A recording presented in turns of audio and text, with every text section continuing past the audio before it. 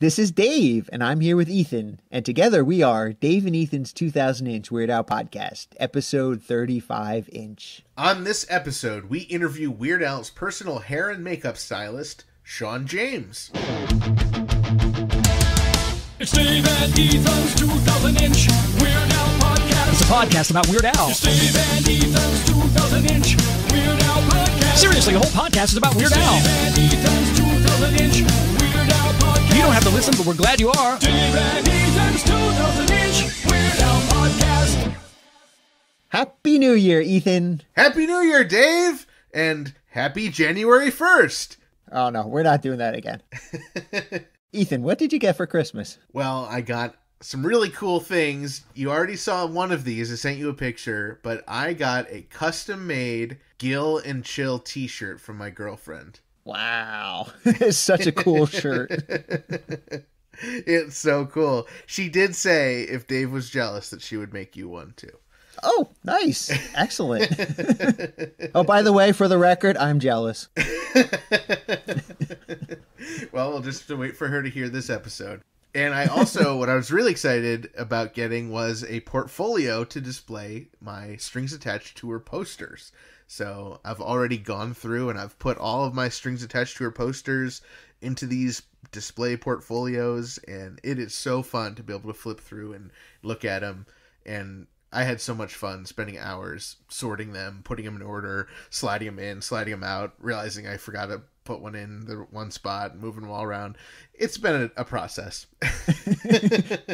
Wow, that is so cool because you really want to be able to look at those beautiful poster arts. It's been so great taking all my posters out of tubes and, you know, even the other artwork that I have, being able to put it in these portfolios has been really nice. I can actually look at them and show people and enjoy them rather than just swim in tubes.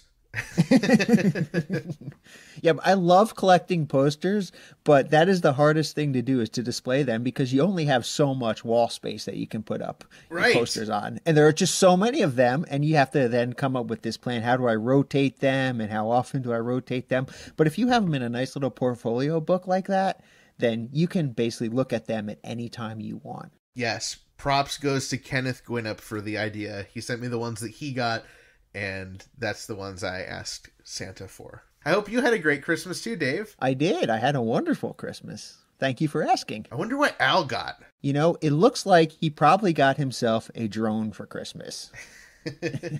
Why do you say that, Dave? Well, if you noticed, he had videos on his Instagram and Twitter of drone footage of him in Hawaii. I thought that was so cool. What's really cool is that if you go to Instagram and you watch the video, and then you go to Twitter and you watch the video, it's a totally different video. So he has two different videos of drone footage of him on beautiful island of Maui. One of them, it looks like he's standing in front of beautiful landscape. The drone just goes out and just goes out almost to like infinity. Well, as far as the drone can go, I guess.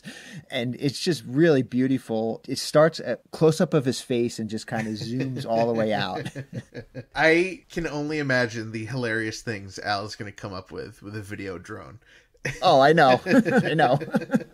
Wouldn't it be great if they could, instead of Carl having to walk around during the show and trip over stairs and people, they could just fly a drone around when Al does Tacky or One More Minute. I didn't even think about that. He could incorporate into the concert. That would be so awesome. That would be really fun.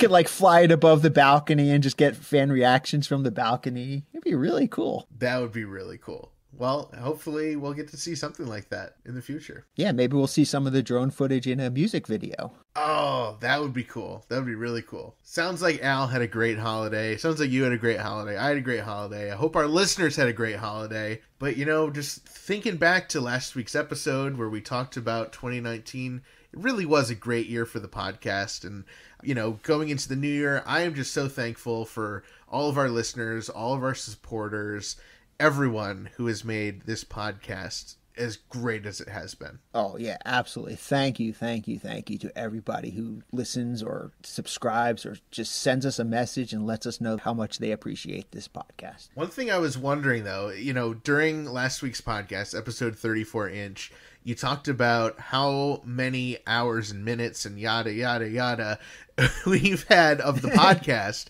But now that we're officially outside of 2019, I would love to know, what is the official time count for stuff that we released in 2019? Well, we just released 2 secret episodes on patreon.com/2000inch. One of them is with Frank from the Bang Sanchez, and the other is with Judy Tenuta. And those 2 episodes put us at exactly 2 days, 7 hours, 27 minutes, 27 seconds. That is the real number. I am not joking. That is insanity, Dave. There's no way that that's a coincidence. Let's just leave it at that. There's no way that's a quit. No, really, it is exactly 2 days, 7 hours, 27 minutes, 27 seconds. Let me guess, Dave. And we've released exactly 27 episodes? No, we've released exactly the opposite of that, 72 episodes. Oh! As if we did this all on purpose since we launched in May 2019. There's another holiday surprise I wanted to chat about, Dave, and that is, of course, the incredible, amazing, super duper, fantastical artwork that Jeff McClellan did for our UHF screening with Jonah Ray. Oh, we got to see the first draft of that artwork. It is amazing. He really outdid himself. I absolutely loved it. Oh, man, it's so beautiful. It is so cool. It's got the giant screen coming up from the neighborhood, and it's glowing, and the moon is Weird Al, and then Yumi and Jonah Ray are there. It is so cool. There's like little stuff everywhere. There's a little Easter egg that you can look for of the scenes from UHF. He put in so much detail on this. Oh man, I'm so happy how it came out. I'm so excited. I hope I get to put one in my collection. Absolutely. And just for those who may not be familiar with the name Jeff McClellan offhand, he is another insane super fan up on our tier of super Weird Al fans.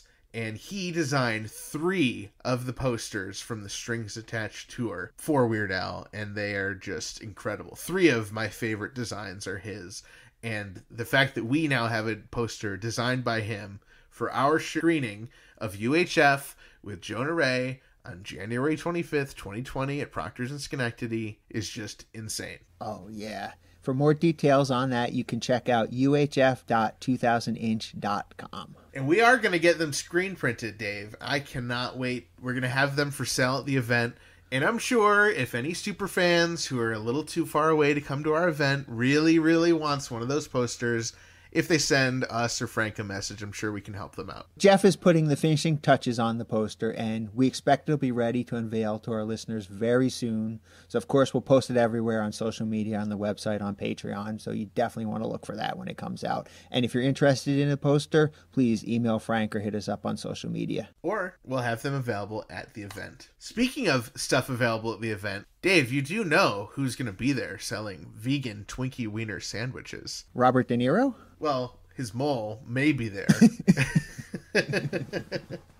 But also, there's someone else, an alliterative name, Burrito! And for an extra fee, you can get a vegan Twinkie Wiener sandwich from Burrito in Troy, New York, wrapped in one of our posters. This week's episode brought to you in part by vegan Mexican restaurant Burrito in Troy, New York, home of the 2-pound double wrapped in a quesadilla burrito. Come on down to Burrito and Burrito, your burrito. Find them at burritosquared.com and Burrito Squared on Instagram. And remember, not every burrito is a burrito, but every burrito can be burritoed and wrapped in a Dave and Ethan's 2000-inch Weird Al podcast Jonah Ray screening of UHF poster. And a vegan Twinkie Wiener sandwich.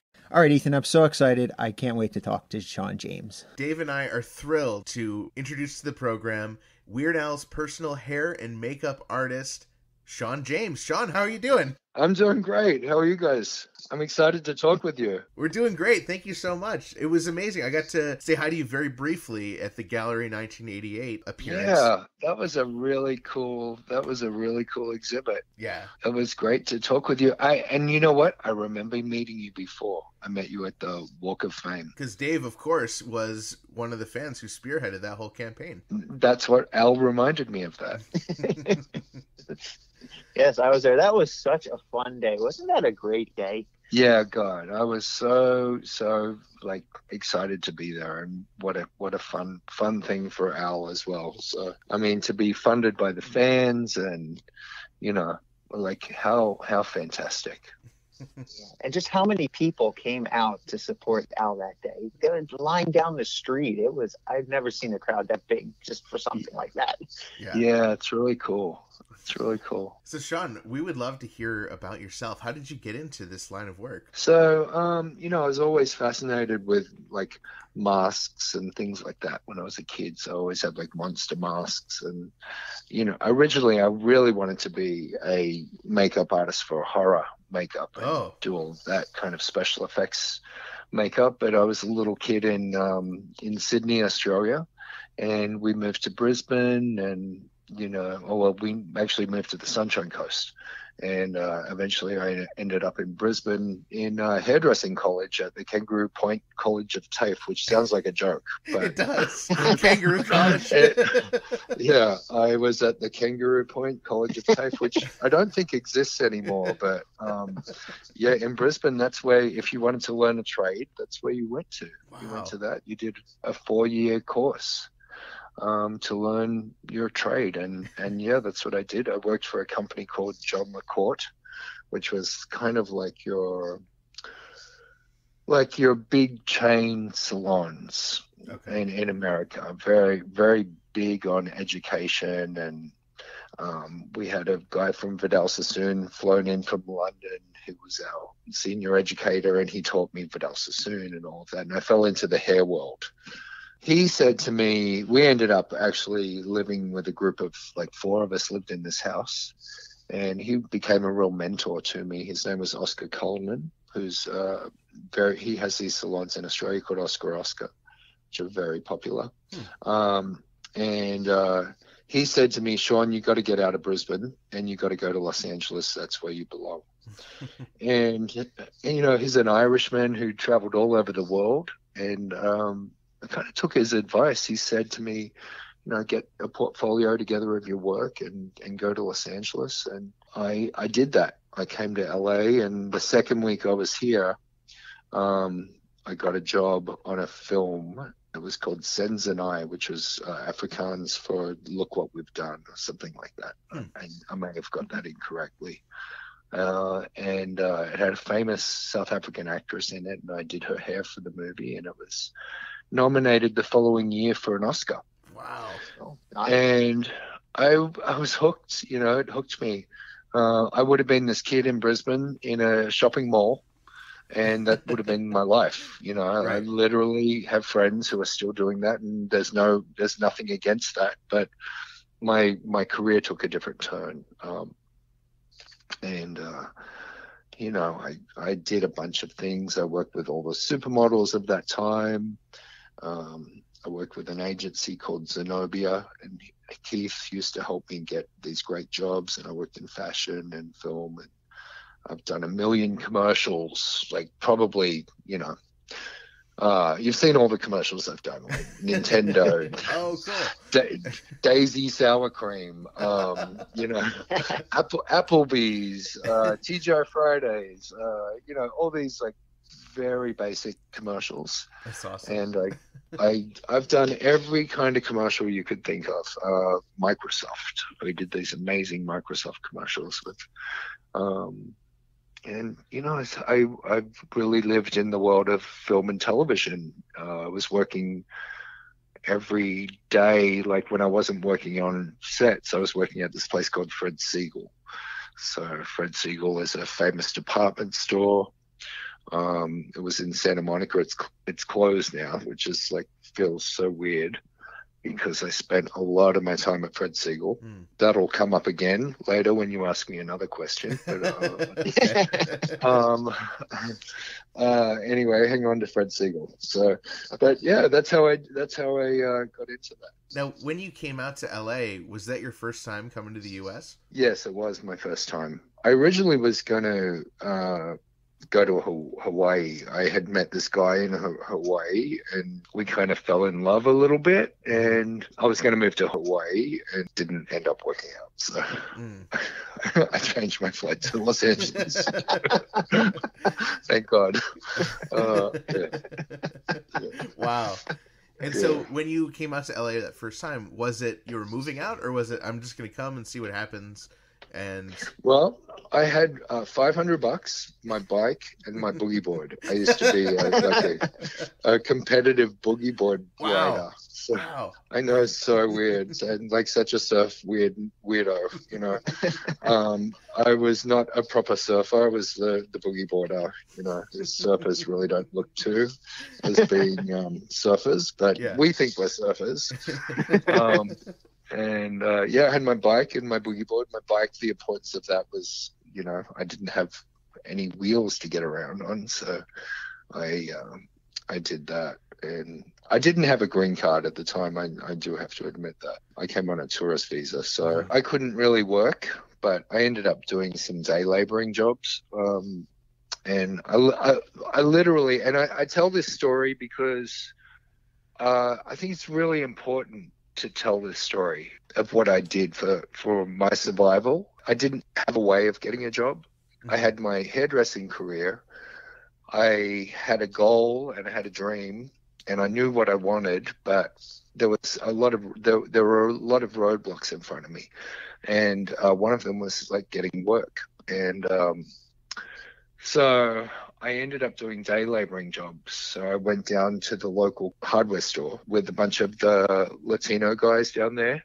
And I went and dug ditches. I laid pipes, and I did anything I could do to get $100 for the day. You know, so every day I went to work, and to tell you the truth, I was making $100 a day, $500 a week. And that was great money. It was more than I was making in Australia as a hairdresser.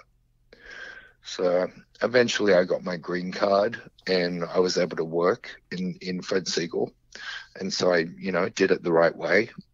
But, you know, I tell that story because I really don't think there's any excuse for people not working. You know, I think you can, if you have a dream and you want to do it, there's ways you can do it, and just take steps towards it.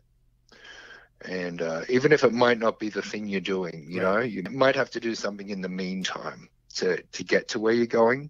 But as long as you're feeding yourself and looking after yourself, you've got some money in your pocket, you know, you step towards your dream, and you can hold your chin up high, you know? Yeah, that's really inspiring, just to think that you came over on a whim and you had your sights set on hairdressing, and you really evolved into this amazing thing. You know, now you're getting nominated for awards. You're working with Jamie Lee Curtis and Weird Al, and it's so cool. It's a very inspiring story. Thank you so much.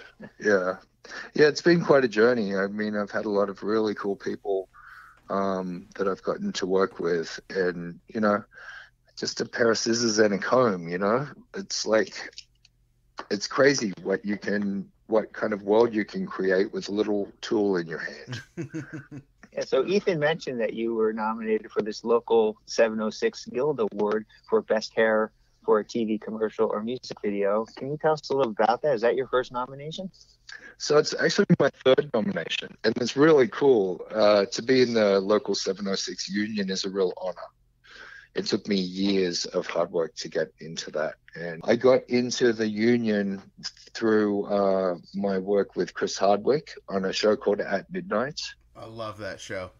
It's fantastic. That show, yes. Yeah, Chris is amazing. You're an amazing man, and we've been friends for a long time. And he helped me get my union card on that show. So it takes a lot of days to get in the union. There's a real requirement. You have to have 60 days, 60 days, and 60 days in 3 consecutive years to get in the union. Or you can be a celebrity request and do 30 days, and then that can get you in the union. So anyone who's trying to be a makeup artist or a hairstylist, that's your secret. right there. Just become friends with a celebrity. So exactly. Very easy. But you know, Chris and I have been friends for a very long time, and he hired me for that TV show, and we do another show called Talking Dead, and that's I'm sure people know that show as well. Of course. But back to Al. So Al and I have worked on many videos together, and I was nominated for Best Makeup for a music video for Handy, which was, let me tell you, that mustache did not want to stay on in that video. I think it was kind of in the middle of summer, and we were shooting it in a studio in the valley, and it didn't have air conditioning because for some reason the air conditioning wasn't working that day.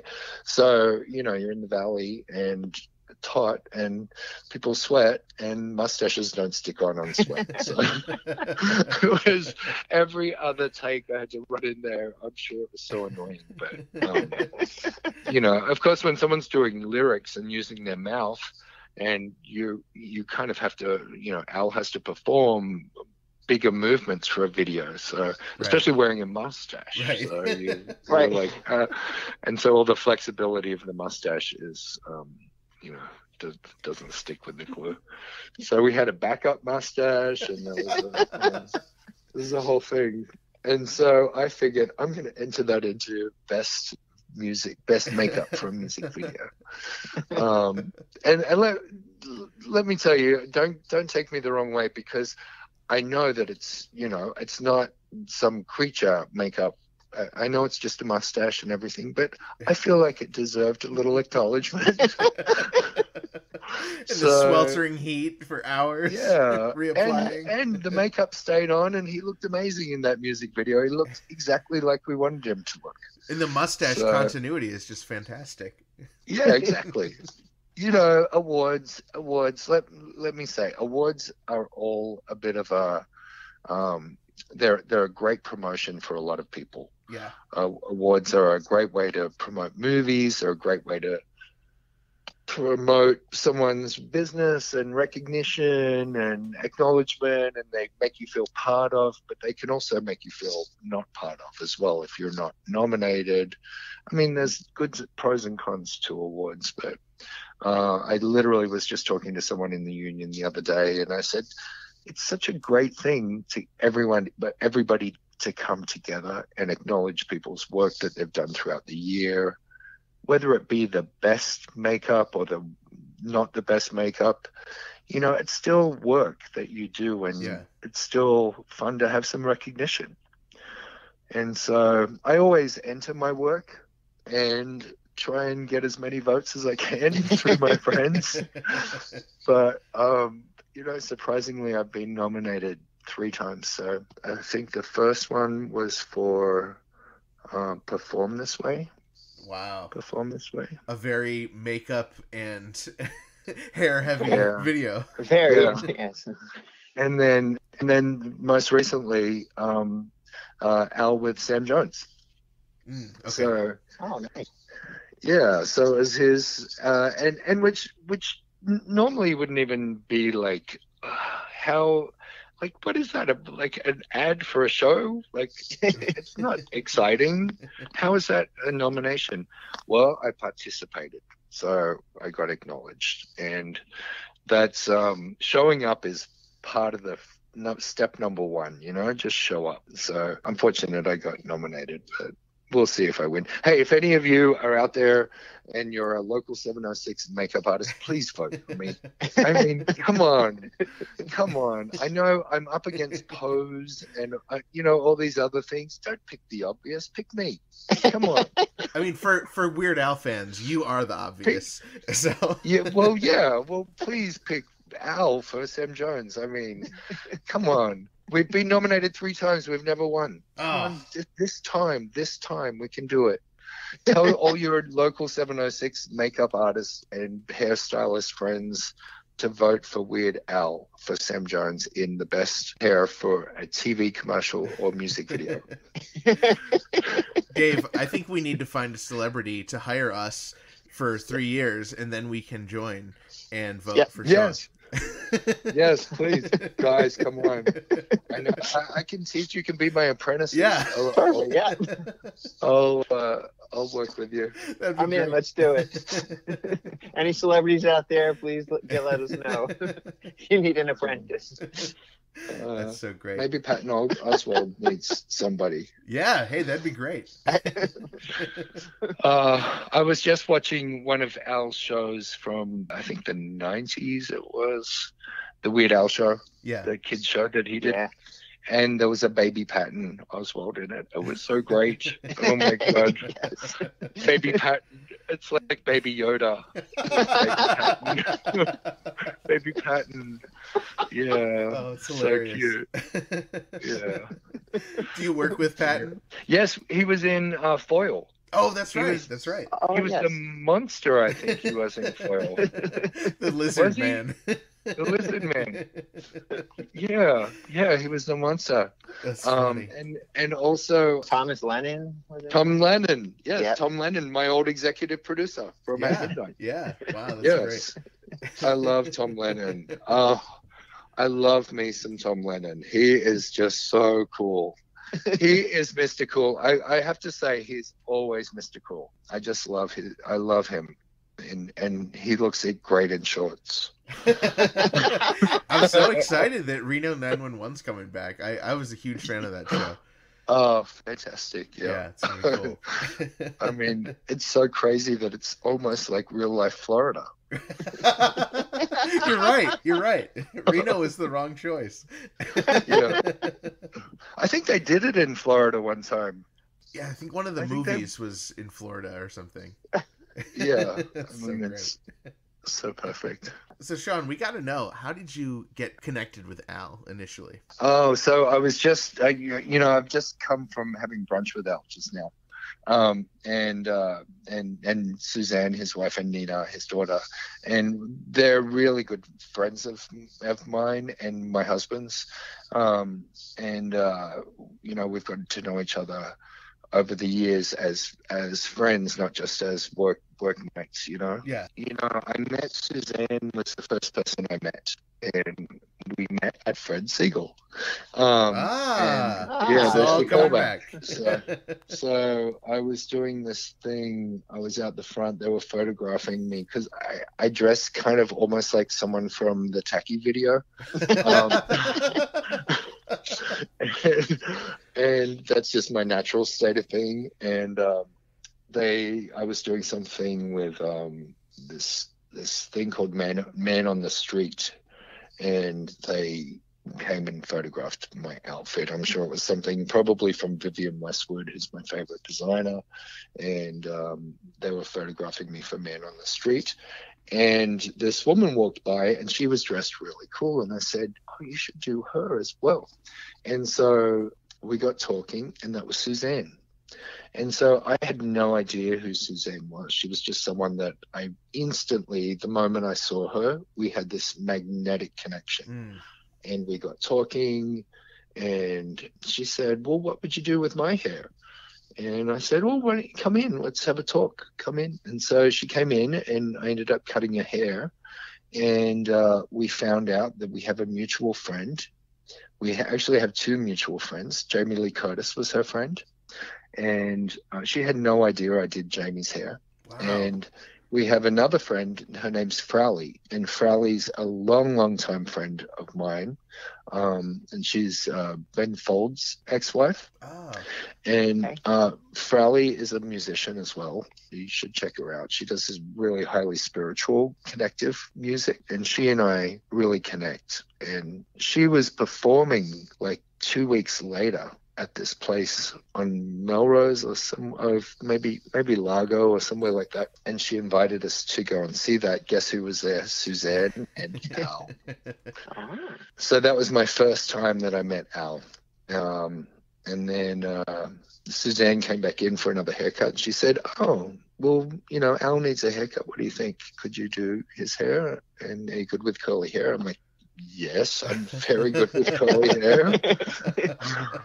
So he came in for a conditioning treatment and a haircut. So, yeah. So I had him at Fred Siegel. He came in and visited at Fred Siegel. Wow. And he came in. Oh, I've got to tell you the other thing he did one time, because the fans will get a kick out of this. So I'd known him for a little while, and Al came back in for, I think, about his third haircut. And he left the salon, and I thought he'd gone. And he came back in, and he had the prosthetic on from Fat. But he was dressed the same.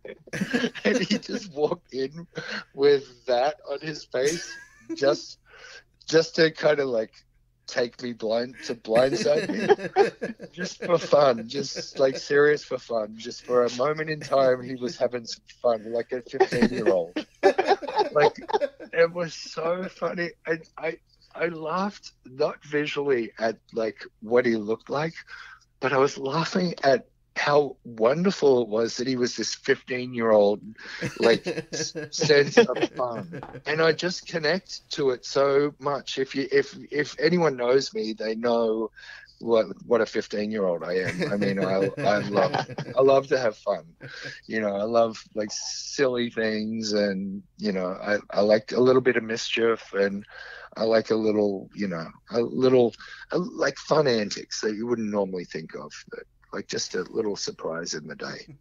And that was my surprise. I'll never forget it. I was like, and it was just for me. And he did it just for me. And it's kind of like, you know, it was so generous. Yeah. It was such a generous thing to do. And, you know, I never forget it. Never forget that moment. And it just was so unexpected, you know. First of all, that he was carrying that around in Right. the car. But yeah, really Wow. beautiful.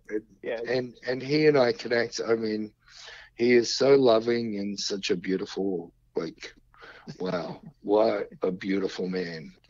I have a great connection with Al. That's for sure. Yeah, just the fact that he was carrying around that Fat mask with him, just to play a prank. I know. It's a great story. Yeah, came back in with it. Obviously, you know, Al is very well recognized for his natural, long, curly hair. And you mentioned that you are specialized in the curly hair. So what are some of the challenges of working with curly hair, and especially Al's hair? Well, first of all, Al's hair is like super curly. It's very fine.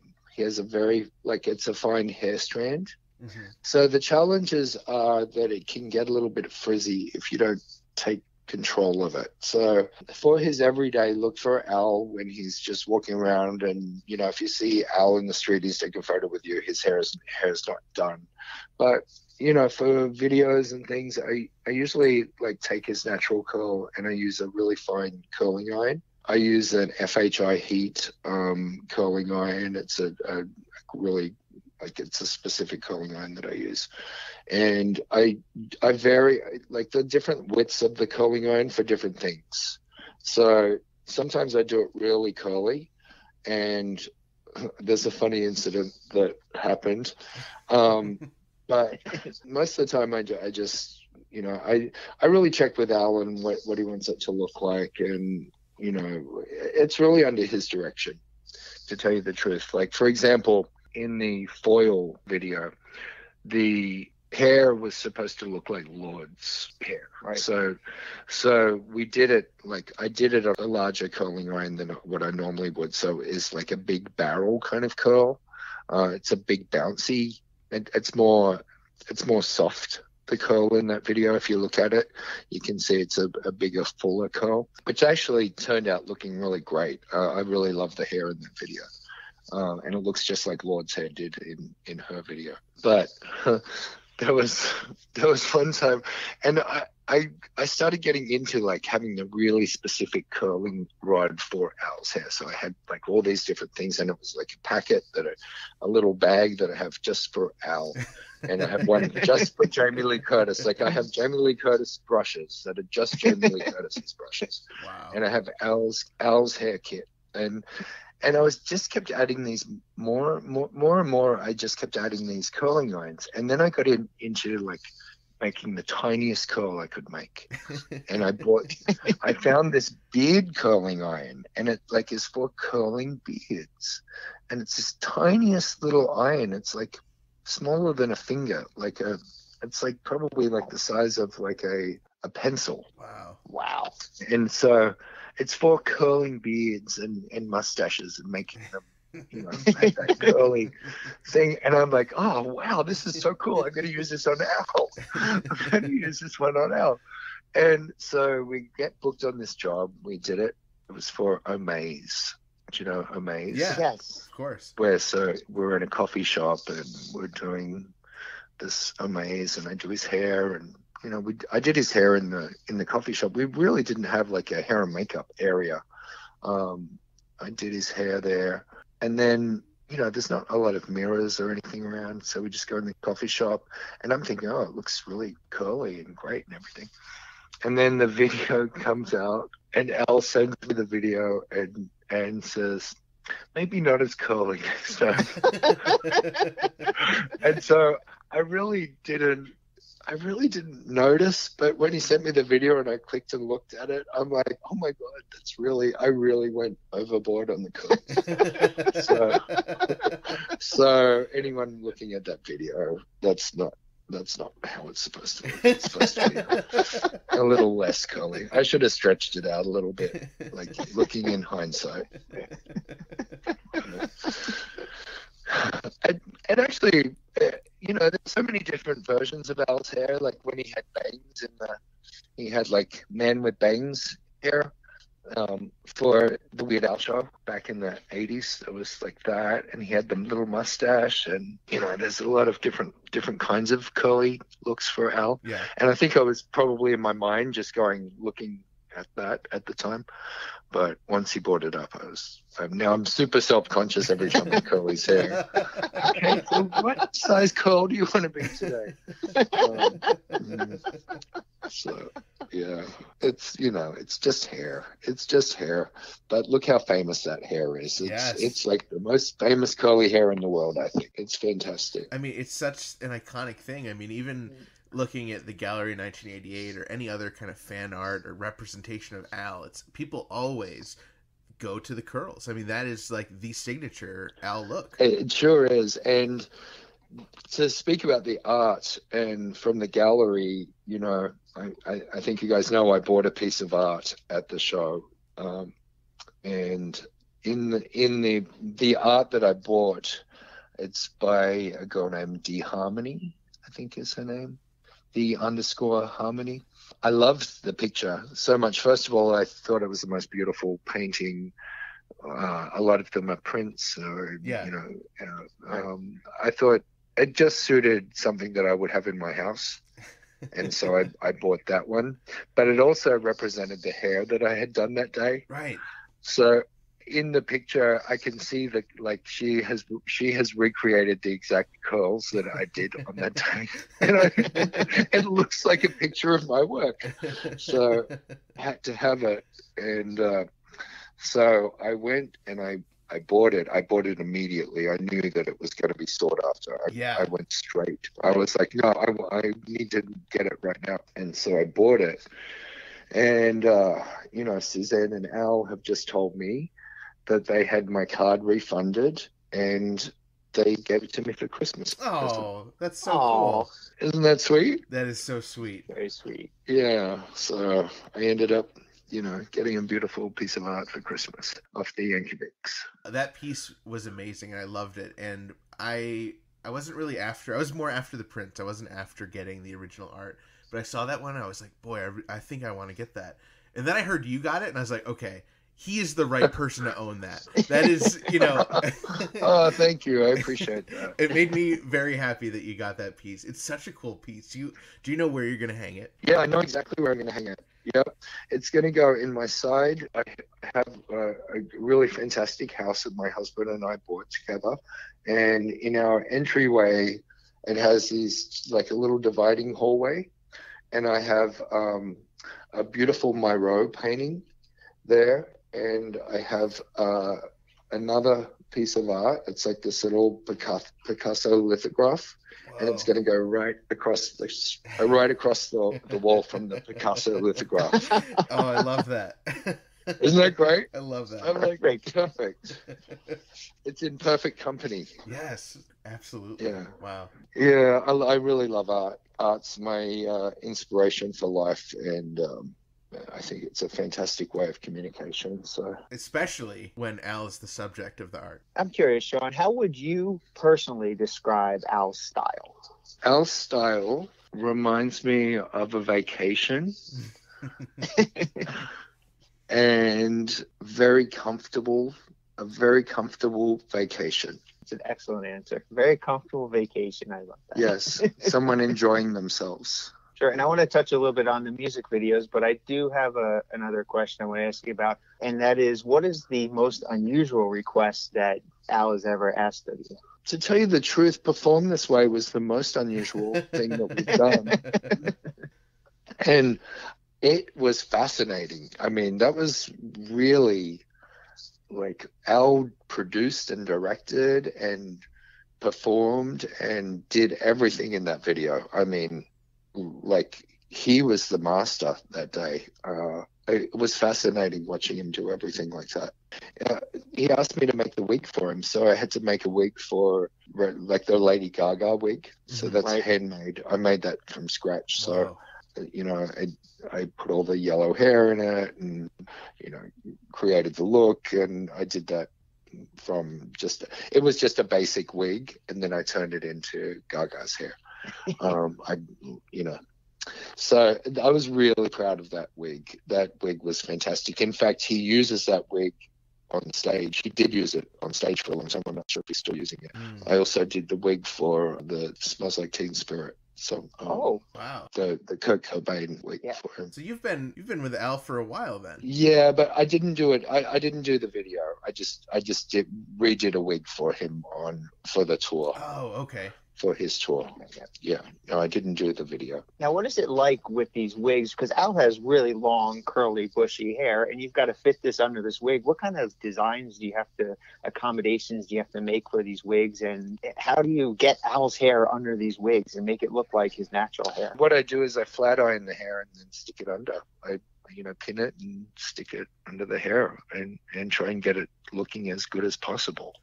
With tape and all the little wig tricks that you do. So what does Al look like with straight hair? Oh, he looks cool with straight hair.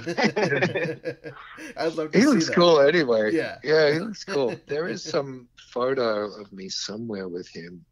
I think Suzanne Yankovic took a photo of me with, I'll try and find it, but I don't know. I really don't know where that photo is, but yeah, he looks really cool. I did straighten it for Perform This Way as well. I had to straighten it out for those weeks. Yeah, now that was a wild video with just all the different characters that Al played in there. What was that day like for you?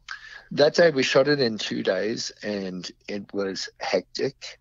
And it was fast and furious. I mean, it was so fast and furious. He would do his performance, run back in, we'd do his change, he'd go back out and do the thing, and then we had there was a Madonna girl, we did her as well, and she came in, and then there were, they had to meet certain spots, that was very specific with the big headpiece that he wore, a big giant headpiece, right? And that he couldn't move his head while he was talking, and it was really specific. I mean, that was very complicated, as opposed to the Rivers Cuomo thing where we did 2 takes, I think maybe 3. Wow. And then we were done. I mean, we got there early and we were done, before traffic. Yeah. So. Yeah, it was a great video. That was a really cool video. I love when he's like all the different characters. I love when he does all of that stuff. Totally. It's really fun. Yeah. It's a lot of work. I mean, it's interesting because it looks fun.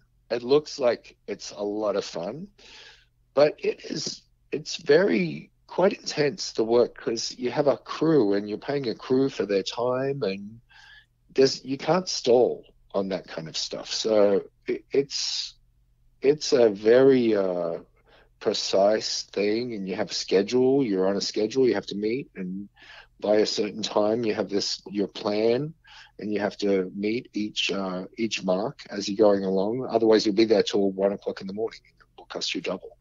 So there's a very specific plan to all of that. And you have to have people who are conscious of time. And I like to work really fast, and I think that's a good thing with Al. We work great together because he's very patient in a chair when he sits there. He lets me do my work. He trusts my work is going to make him look good on camera. And, I have to work with lighting and make sure the lighting, it's not just with hair and makeup. You don't just do it. You have to work with the lighting and make sure that everything's hitting the right way. Right. So, there's some trust involved because you become the mirror for the person. You're literally a person's mirror. And you have to look at all the things that are going to make them look the best. And just to roll back to when we were talking about Australia, I wanted to know, were you familiar with Al growing up in Australia? I know there are, he's had albums chart over there and that kind of stuff. I was just wondering if you were a fan of his or if you knew of him before moving to the U.S. I was a teenager in the 80s, and we had MTV only on Saturdays. Wow. Saturdays would come on like I think Channel 10 or something would have MTV for 4 hours would come on a Saturday morning. And so I remember watching Al and hearing Eat It on the radio, and of course he is very loved in Australia, as you probably know. Yeah. And of course I loved him. Yeah, I did. I had no idea that it was never in my radar that we'd ever connected. I'd ever be his hair and makeup person. Yeah, it's really amazing. It's an amazing connection, and it's so strange because, of course, I know him as an artist, but I know him as a human being first. Right. So, because I know him through my friends, I don't know him. I wasn't introduced to him like someone who is performing somewhere or doing something. I see him as my friend's. Like when I first met him, he was my friend's friend. Right. It wasn't like, oh, here's a big celebrity. It didn't feel that way. Although I do recognize his stature and who he is and all of that, but it didn't feel like I was meeting someone super famous, Right. He's very calm and he's very welcoming. Yeah. So it's a little disarming. You don't have to, I don't know how to explain that, but I've always felt like I could be myself around famous people. I try not to geek out on people, but maybe inside I'm like, Right. oh my God, if only he could sing, Eat It.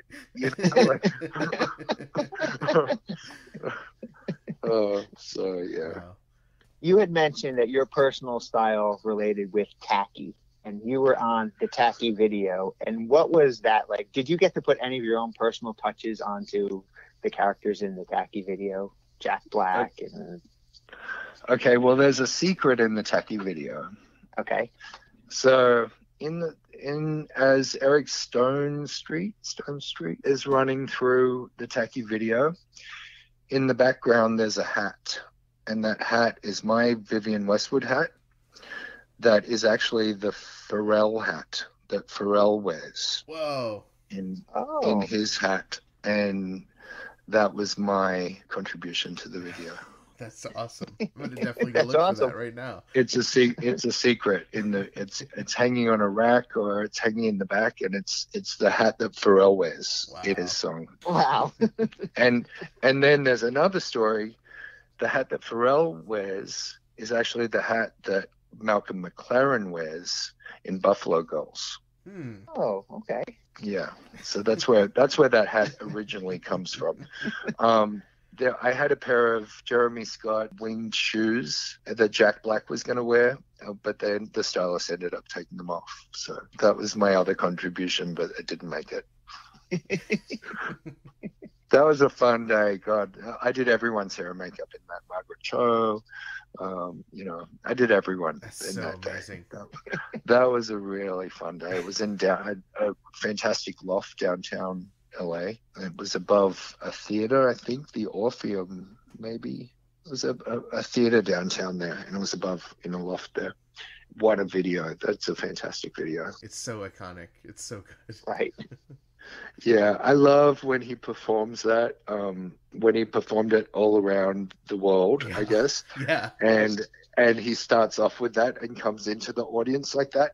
Oh my God, it blew me away because it was just such a cool recreation of what it was like on the video that day. Right. I mean, it was just like that because he jumps through the window and comes through the thing, and you know, I was just missing Margaret Cho and Eric Stonestreet. but, you know, but it was really that feeling, like when he comes in the audience singing, and he's singing about, you know, he comes in through the audience and through the backstage and everything, and you see the video on screen of him coming in.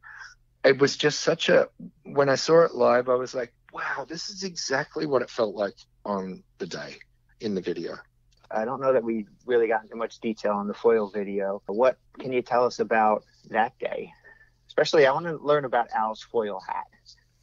The foil hat was made by the stylist on the day, and it was beautifully made. I mean, like a boat hat like that. it was like, you know, it was a perfect foil hat. Yeah. I did all the wigs for the dancers. You know, the backup singers, Yep. Right. which were really cool. So I made those wigs the week before. That was really fun. I love when I get to do like fun campy wig stuff like that. You know, it's like, you know, the only camp we really see these days is on RuPaul's Drag Race. So Right. when you see it in something real, like the campy things like that, it makes things. I think it's a little more fun. There's a little B-52s element to it. Mm-hmm. It was really a cool fun thing to do. And then of course Tom Lennon and Patton. Who else was in it? Ben Garant. He plays the CIA agent. Yeah. Right. Yeah. Yeah, he's really cool too. They were really cool. And that was another mustache we put on them. Fun mustaches. So I love a good mustache. So Sean, Dave and I are both big collectors of Weird Al memorabilia and really any kind of cool Weird Al related thing, like the artwork we can find. Do you have any kind of collection like of the hair that you did or the mustache from the foil video or anything like that, like in a shrine? You know, I don't have that. I have a Weird Al head. He's looking at me right now. He's next to he's right next to a Pee Wee Herman talking doll that I have here, and a Superman and a fabulous Thunderbirds. There's also a G.I. Joe here and a Billy doll, which, if anyone knows, that's a very naughty doll. But yeah, that's in my little office that I'm in right now, and it's just a collection of books and things. And what do I have in here of Al's? I don't any like hair pieces or wigs or any of that kind of stuff. I always give to Al because he owns those. I mean, he bought them, he owns them, and he sometimes uses them in his performances. So even the wigs from the girls, the backup singers, that, you know, Al takes all of that stuff. Plus, it's his, you know. Anything I have, Al's given me. I did make a shirt. I made a shirt. It's him as Michael Jackson. It's him as Eat It. It's the skinny Eat It. And it's him just doing his leg, and I made a t-shirt of that. Just myself. I was trying to convince him to do a t-shirt because I wanted to have one. So I just made one. What else do I have? Oh, I have the Mad magazine cover. Yeah. That he did, which I kind of look at it and always think, oh, my hairdo, but it's not really. Yeah, I have that T-shirt. That's actually one of my favorite T-shirts. Yeah. I was so excited when he did that Mad magazine because it was a magazine I read as a kid. Mhm. So that was really cool. I have a little pin, little owl pin that I got from somewhere. Nice. I'm looking at a bunch of books, by the way. I don't have a lot of owl things. I kind of tend to just have one of something Right. just to remind me, because I can tend to be a little bit of a hoarder with stuff. Mhm. I love stuff, and as I'm maturing, I'm kind of limiting myself. So I don't need every single thing. I can just have one of them. Right. A little taste. So I have a Halloween doll, action figure, I should say. I have the virus, when Jamie Lee Curtis virus. I have a Steve Jobs. I have a Christopher Guest. I do Christopher Guest's hair as well. I do. I have a Spinal Tap Christopher Guest Nigel Tufnell doll. That's so great. I know I'm a bit weird. I have all of those action figures. I like those. Not weird to us, Sean. Okay, good. Who else do I have then? I have the $6 Million Man, the Bionic Woman, and I have a Stretch Armstrong, Avengers. So I have great. I have Oscar Goldman, and I have I have a Fembot, and I have Maskatron. So yeah, It's so cool. I could go on and on, but I think Maskatron was probably one of my favorites because he could take his face off and put different faces on. The Fembot as well. She has different faces. But actually, interestingly enough, I have the Bionic Woman, and to bring it back to Al, Suzanne Yankovic gave me a Bionic Woman lunchbox Oh, cool. one year for Christmas. Oh, nice. Because she knew that I loved the Bionic Woman. So, yeah. That was my first haircut that I ever did. I cut the Bionic Woman's hair into a bob. Your action figure. Yeah. That's funny. Wow. I put blue highlights with a marker pen in it as well. You were destined from that point forward. Yeah. I don't know how old I was. I mean, I couldn't have been more than 8 or 9. But that was the thing back then. I have a couple more questions I'd like to ask you, Sean. Were there any looks that Al had asked you to help him recreate that you felt were too tough to pull off, so you had to come up with like a plan B? No, I like to think of myself as a hair magician. I can basically, I'm not shy. If I can't do it, I'll make it happen by asking someone else for help. He's never asked me for anything I couldn't do. But I guess if I couldn't do it, I would just ask someone to help me, and we would collaborate. Yeah, no, I don't think there's anything. Yeah, that's fair. That's great. Great to Yeah. hear. What have you personally learned from working with Weird Al? He never swears. I've never heard Al swear. Wow. And I think there's a peace in that. There's a real something about it, where he's at peace with not having to use that expression. And, I've never seen him angry. I've definitely seen him like focused and working hard. And, the video of Perform This Way, that was a very stressful video. It's a lot of work to pack in. There was a lot of different looks, and he was very focused. And we had some fun along the way, but very focused. But never got angry, never stressed to the point where you'd go, oh, he's always in control. He always shows up early. The call time might be 6:30 a.m. He'll be there 6. So I'm always there 5:45. I like to get there before. I like to try and get there before. If someone's arrived before me, then I'm late. Right. Wow. I like to be the one there. So I always know Jamie Lee Curtis is always 15 minutes ahead of everybody. So my clock is actually on what I call Jamie Lee Curtis time. And that's set 15 minutes ahead of the world. So I know to arrive 15 minutes before Jamie, so I always have to be there half an hour before Jamie. But with Al, I have to be there 45 minutes before because he's always half an hour early. He is on time and ready to go. Wow. I mean, he doesn't drink coffee. He's like, he's just ready. He loves life and he's ready to go. And that's kind of like me, I wake up in the morning. If anyone follows me, they know I'm usually at the gym between 4 and 5 in the morning, and I work out till usually like 6. And I wake up and I'm happy. I'm happy I have a new day. I love to take action on that and get fit a little bit in for myself. That's why I work out early, because you never know if I'm going to be able to make it to the gym later. So, and I'm no like muscle man or anything. I just like to walk on the treadmill. I exercise. I like to keep in shape. Like I like to eat food. So I'm trying to balance the two. So eat enough or walk enough to burn off what I eat. It's not working, but I've learned a sense of calm, I think, from Al. He's super calm guy. He's just really at ease with himself.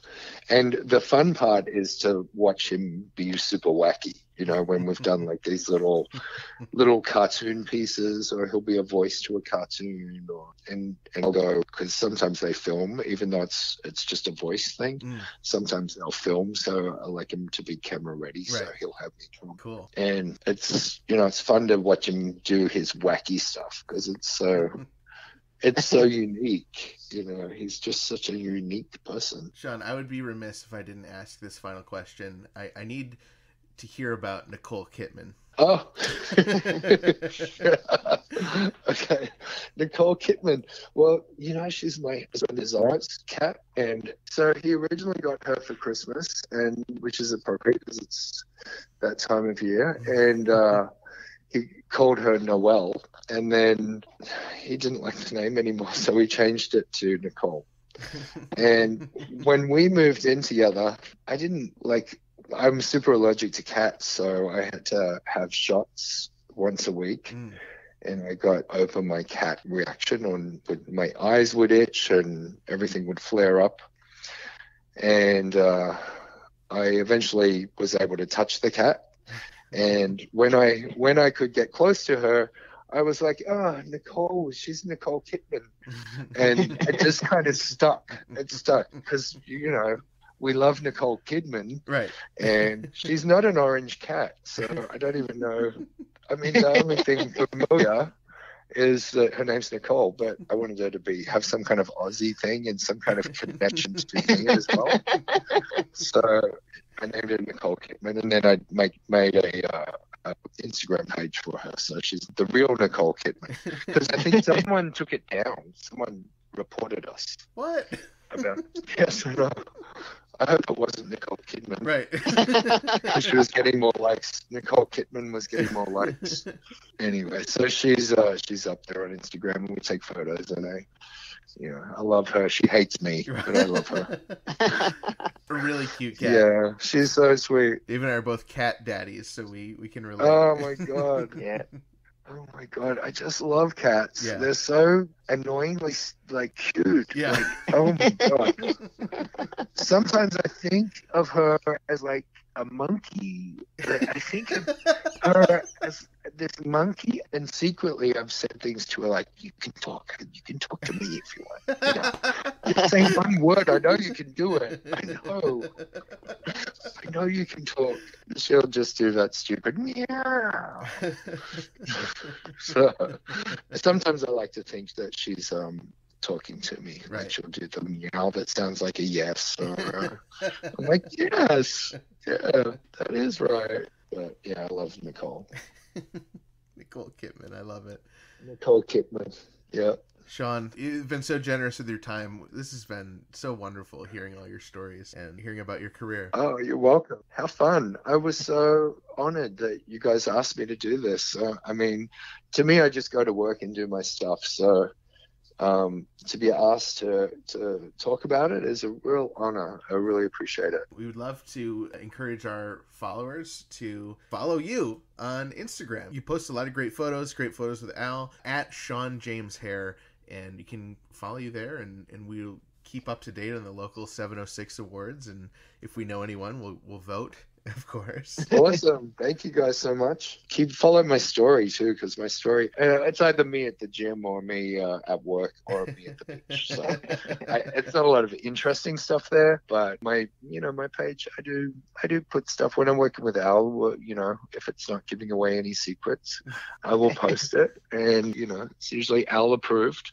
Right. So yeah, fantastic guys. Thank you so much. I really appreciate it. And anyone who's thinking of becoming a hair and makeup artist who might be stuck in their life of what they want to do and they can't see a way out, there are always ways out, and all you need to do is ask for help and guidance, and people are always ready to help you. You just have to open the door. And I kind of think of asking for help as you are a cord and you're plugging into a socket, and the socket is the help. It's the electricity. Well, I'm sure we'll eventually see you at another Al event. Yeah. So hope to see you eventually. And I can't wait. 2020 is going to be a really fun year for Al. can't wait. Thanks a lot. See you later. Thanks, guys. Thank you, Sean. Bye. Okay, bye. Thank you to Sean James for joining us. That was a blast. Oh, it was so much fun getting to hear Sean tell us about the music videos he worked on with Al. And I loved his personal story and how he got introduced to Al. Everything was so much fun. And really, I'd never heard any of that before, so that was really cool. And best of luck to Sean at the upcoming award ceremony. We want to thank all of our listeners, and especially those of you who subscribe. If you like this podcast, please subscribe. It really means a lot to us. We're on iTunes, we're on Google Play, we're on iHeartRadio, we're on Stitcher, we're on Spotify. We are on Atari 2600 cartridge, and we are available everywhere you can stream podcasts. The only way to make sure you get the latest episodes the second they drop is if you subscribe. We always post brand new full episodes every Wednesday. Of course, head on over to our Patreon webpage. It's patreon.com/2000inch, where you can support the podcast. You can find out how to sponsor the podcast, and you can check out all of the awesome stuff we've posted, including our secret episodes. You get to hear all of our bonus episodes early. Everything's there. Lots of fun stuff coming in 2020. Support us while you're there at patreon.com/2000inch. And speaking of sponsors, anyone can be a sponsor. You do not need to be a business like our friends at Burrito in Troy, New York to do it. It's only $35 a month. Anyone can do it. It's such a great deal. Our friend Allison, she recently became a sponsor of the podcast over at patreon.com/2000inch. Ethan, what is she sponsoring? This week, Allison Parsons is sponsoring our intern Frank's private helicopter rides to Ben & Jerry's, where he is going to fly to each Ben & Jerry's restaurant in the greater Northeast area, demanding that they start stocking a Weird Al ice cream flavor. How come Weird Al does not have an ice cream flavor? I don't know. He's more important than Jerry Garcia or Stephen Colbert, so I think that he should have an ice cream flavor, and that's exactly why Allison is sponsoring Frank to fly out and do all the dirty work for us. I mean, it's so obvious. It's right there. Rocky Road. They've got to do something with Rocky Road ice cream and Weird Al. Maybe it could be Rocky Road ice cream. Featuring Weird Al. Yeah. Also, with the new year, we are launching a new fun incentive for our most loyal listeners. When we first started the podcast, we offered the opportunity to sit in with us for a segment on the podcast. Well, as you know, Allison took us up on that offer, which is why she got to do the oh-so-fun Top 5 Off the Deep End Songs episode with us. It was so popular, and we got so much positive feedback that we decided to offer that incentive again. For a limited time, if you want to be in a segment with us on the podcast, you can sign up, and it's only $100. Email frank@2000inch.com for more details. We also want to remind everyone about our live interview with Jonah Ray and the UHF screening on Saturday, January 25th at Proctor's Theater in Schenectady, New York. For tickets and all information on it, visit uhf.2000inch.com. It's less than a month away. Those tickets are going fast. Be sure to pick up tickets before it is too late. And also, Ethan, you will be performing comedy with Jonah on Thursday, January 23rd. You guys will be in North Adams, Massachusetts. And on Friday, January 24th, you'll be in Glens Falls, New York. And then directly after our live interview with Jonah Ray and the UHF screening at Proctor's in Schenectady, New York, you and Jonah will both be performing comedy at the same venue. That is Saturday, January 25th at Proctor's in Schenectady, New York, directly after our live screening with Jonah Ray. What's so exciting, too, on those 3 comedy shows I'm doing with Jonah, he's going to be running through his brand new one-man show that he's working on for the Edinburgh Comedy Festival. So it's going to be really cool to get to be some of the first people to see that. You'll get to see me do some comedy. You'll get to see some other great comedy. It's going to be a blast. Oh, I'm so looking forward to that weekend. It's going to be so much fun. Also, make sure you give us a follow at 2000 Inch on Twitter, Instagram, Facebook, and of course, patreon.com/2000inch. Check out our Facebook group and visit us at 2000inch.com, where you can get the latest information about all of our guests. Check out every back episode, including the bonus episodes, as well as the latest episode. And remember to use hashtag 2000inch and hashtag GillandChill when you post. And don't forget to give us a call, 347-SPATULA, 347-772-8852. Any time of the day or night, leave us a message. We love hearing from our listeners, and we might even play your message on the air. Let us know what cool Weird Al stuff you got for the holidays by leaving us a Spatula message. Ethan, one of the reasons why Al is in Maui this time of the year is because Alice Cooper puts on a celebrity concert, which is all for charity. It's called Concert with a Cause, and he puts it on every year on New Year's Eve. So that was last night by the time this episode airs, and Al participated again last night. It took place at the Waiala'a Beach Resort at the Marriott in Maui, and I'm hoping that by the time next episode rolls around, there will be footage of this online on YouTube that you and I can review and talk about on next week's episode. Now, tickets for this event were expensive. They started at $625, but they went all the way up to $2,000. So, Ethan, I think that's a sign next year you and I have to attend this concert. If any of our listeners were among the lucky fans who got to see Al perform as part of the Alice Cooper benefit show in Maui on New Year's Eve, please let us know. And to follow up on last week's episode, we got some great news. Devo Spice's song Spider-Verses was the #1 song on Dr. Demento's Funny 25 Countdown of 2019. So congratulations, Devo Spice. Well deserved. Congratulations to Devo, and thanks again for everyone for tuning in to the first episode of 2020 of Dave and Ethan's 2000 Inch Weird Al podcast.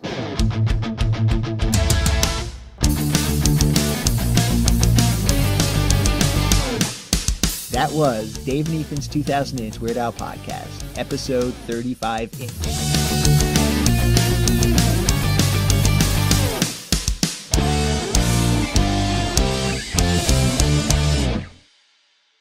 I was just watching one of Al's shows, The Weird Al Show, and there was a Baby Patton Oswald in it. Oh my God. Baby Patton. It's like Baby Yoda.